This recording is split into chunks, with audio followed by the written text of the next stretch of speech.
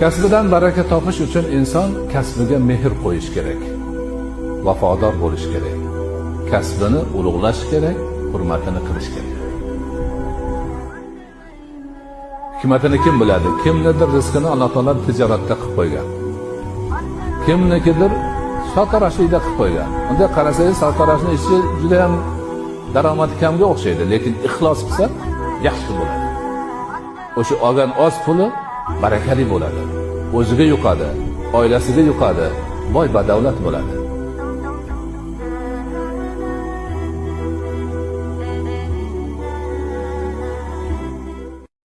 Kasbidan baraka topish uchun inson kasbiga mehr qo'yish kerak.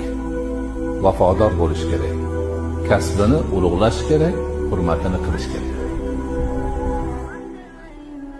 Hikmatini kim biladi? Kimnidir rizqini Alloh taolo tijoratda qilib qo'ygan.